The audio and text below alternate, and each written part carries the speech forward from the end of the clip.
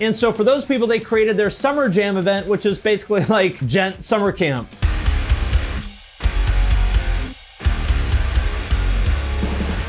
What's up, everybody? I'm Finn McKenty. This is the Punk Rock MBA, and today we're going to talk about Periphery, about why I believe that they're the smartest band in metal, and what I think the music industry as a whole can learn from what they do. Because honestly, the industry is not in a great place right now. First, Coachella was canceled, and now pretty much all touring is postponed for the foreseeable future, who knows how long. And so what I wanted to do in this video is lay out some of the ways that I think the music industry can adapt so that next time something like this happens, hopefully it won't hit so many people so hard. And I'm gonna do that by unpacking the business model of the band that I believe does it better than anybody else in rock or metal, Periphery. But before I get into that, first, make sure you check out the Punk Rock MBA podcast. I've got an interview with Matt Halpern from Periphery coming out next week, so check that out at the link in the description. And also, I wanna thank Unsigned for sponsoring this video.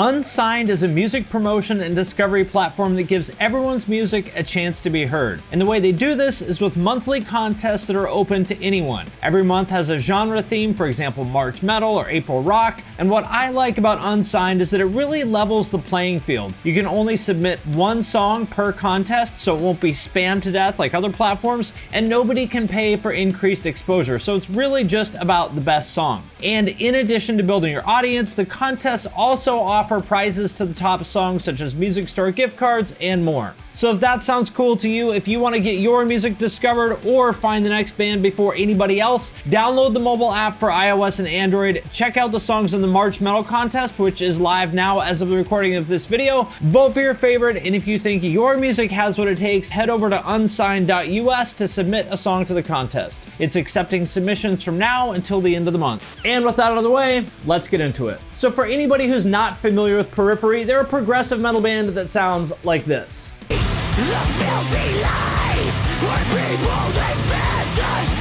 But the reason that I'm talking about them in this video is because they're way more than just a band. I mean, if you look at this diagram that I made of their business model, it's pretty insane. They've got everything from a software company to gear endorsements to sheet music to coffee. They've got their own label. And I'm gonna go through and explain each of this piece in detail. But before I do that, let me kind of zoom out and talk about the bigger picture a little bit and exactly why I think this business model is so smart.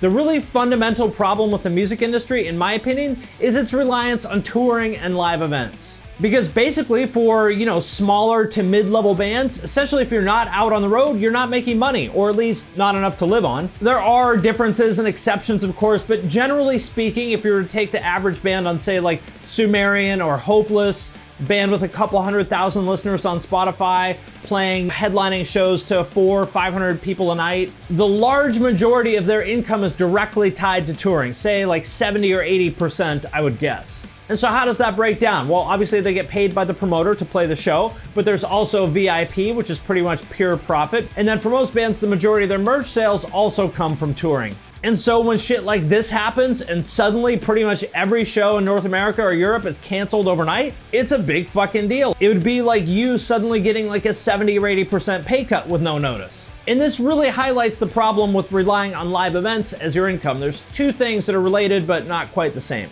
Number one, they can be disrupted overnight by things that really nobody could have predicted. And it doesn't have to be something as big as coronavirus. It could be something way more simple, like, the singer broke his foot, or maybe somebody in the band has a death in the family, or for international bands, maybe they couldn't get the right visas. And even if a tour doesn't get totally canceled, they're still very risky. It's still easy to lose money on a tour, even if you're in a relatively big band. I remember one of the guys in Hollywood Undead telling me years ago that they had just lost money on a recent tour, and this was like when they were probably at their peak, when they had just had 2 Billboard Top 10 albums.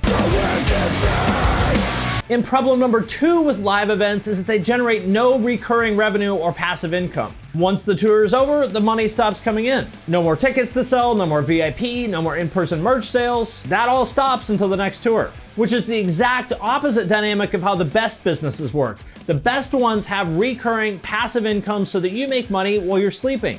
For example, Peloton sells you a bike for $2,000 or whatever it is, but they also sell you a $40 a month subscription to their live streaming classes. So even if they don't sell a single bike next month, they're still gonna make millions of dollars from all those subscriptions.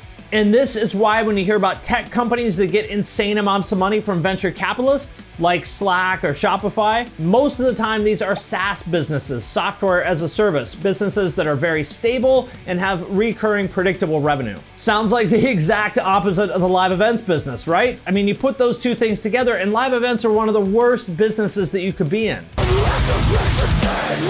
Which brings us to Periphery and the reason why I love their business model so much, because they've built this really impressive system of diversified revenue streams that really doesn't rely all that much on touring. In the interest of full disclosure, I should say that I'm very good friends with these guys and I've actually worked with them a lot over the years on some of the things that I'm about to talk about. So friend bias definitely applies here and you should take everything I'm about to say with a grain of salt, but it also means that I know exactly how a lot of these businesses work. So here at the center of everything is the band. That is the springboard for all their other ventures. So let's look at the first revenue stream, live shows, because they do of course tour just like everyone else. But what you'll see is that just like every other aspect of their business, they really made the most of it. They didn't just settle for the default. They used to do the VIP meet and greet thing that you've seen a lot of other bands do, and there's nothing wrong with that, but they actually stopped doing it a couple years ago because they came up with something a lot cooler. What they do now is music lessons before every show, and because they have such a big following in the musician community, they get a lot of people to come out to these. A lot more fun for the band, cool experience for the fans, everybody wins.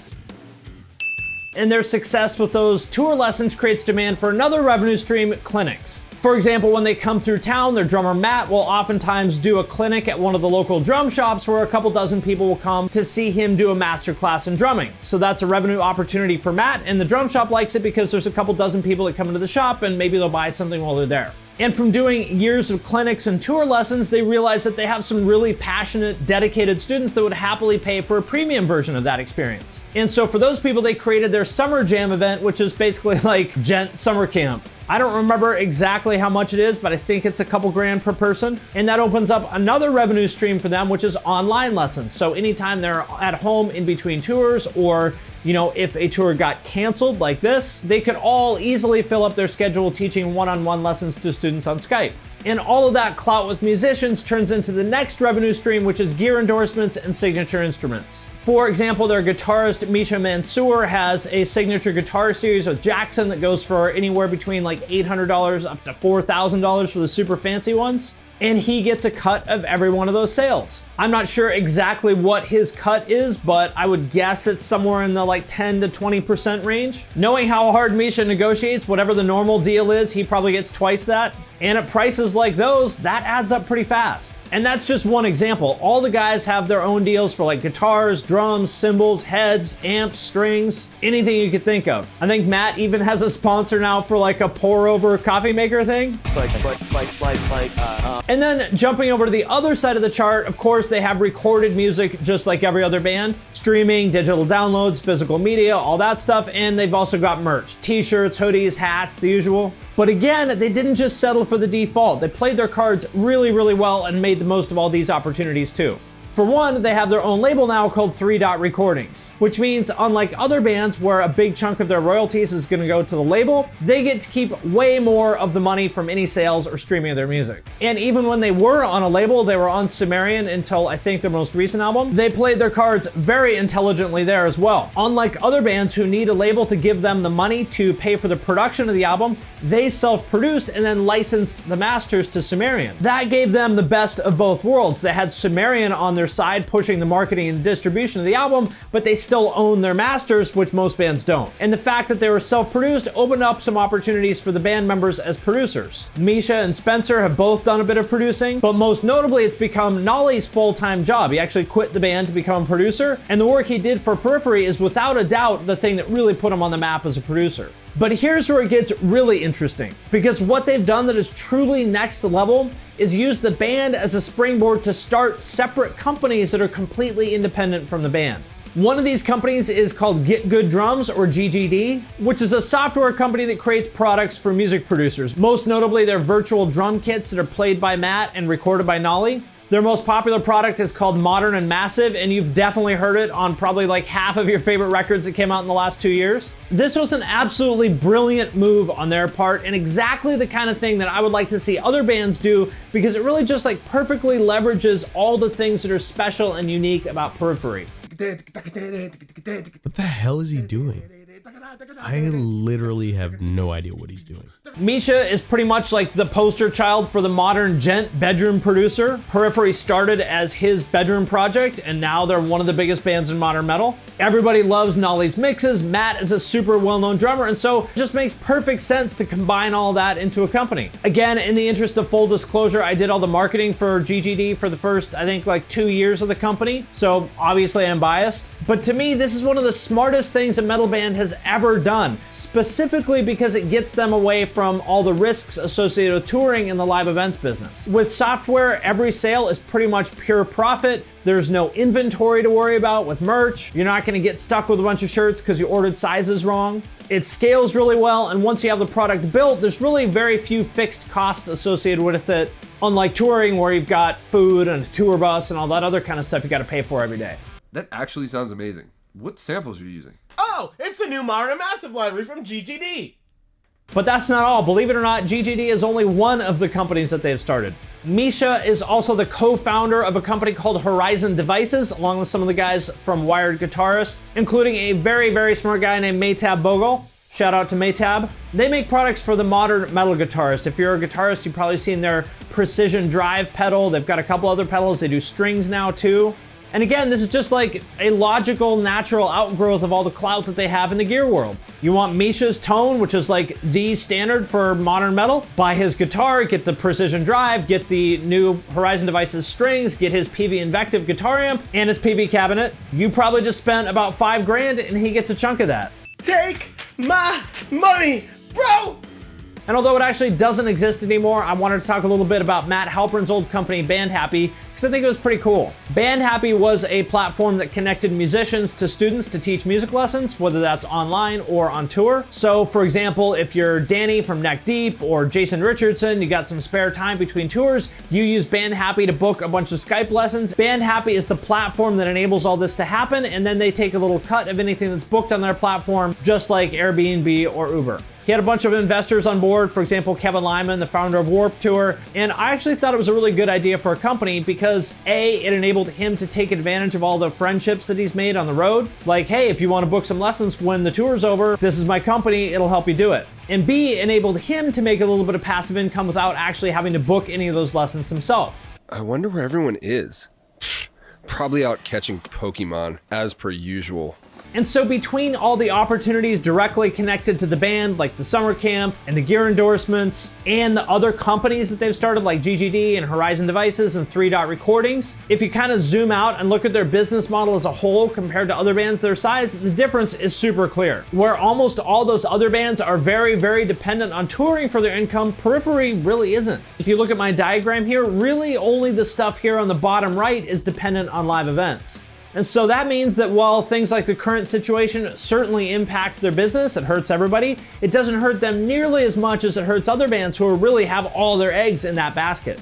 And as you probably know, they're not the only ones who are thinking along these lines. For example, Franz from Attila has his clothing line Stay Sick, which he's had for a while, and now he's got Stay Sick Records as well. Haley Williams from Paramore has a hair company called Good Die Young. Zach Wilde from Black Label Society and Ozzy Osbourne has a musical instrument company called Wild Audio. John Brown from Monuments has an online guitar school called Riff Hard, which again, full disclosure, I've also helped out with. Alan from 4 Year Strong has a Christmas tree farm. Kind of random, but cool. So there are other people in music that are doing some lateral thinking like this. And more recently, you've probably seen a lot of these bands responding to their canceled tours by doing a live stream show. For example, Code Orange just absolutely crushed it. They had 13,000 people watching the live stream of their album release show, playing to an empty venue with nobody there. Very cool. They did that on Twitch. I've seen a bunch of other bands do stuff on Facebook Live, like Dropkick Murphys and Cro-Mags, among others. All that stuff is really cool, and I'm happy to see people trying new things, but we clearly need more of it, because as we've seen from recent events, the music industry is still very heavily reliant on live events, and that's a problem.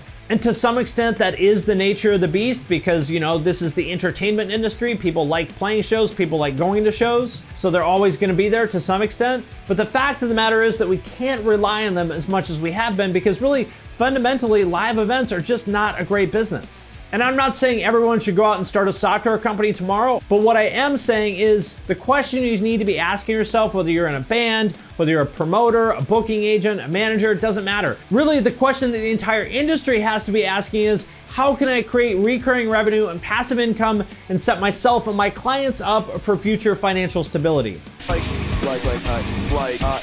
All right, my friends, that does it for this video. Let me know what you think in the comments about Periphery, about the state of the industry in general, about the reliance on live events. What other bands or people in the industry have you seen do cool, innovative stuff from a business perspective?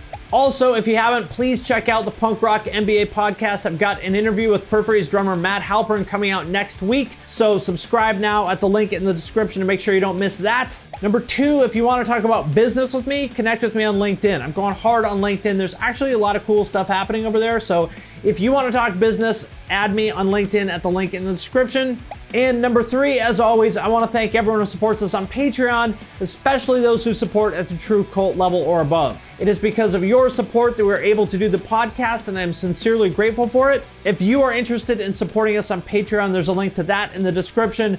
Patrons get every podcast a week early. I do exclusive Q&As. There's an opportunity for me to review your band or podcast or YouTube channel or any other project you want to send my way. So if that sounds cool, hit the link in the description. And with that, I'm going to sign off for now, but I will see you next time.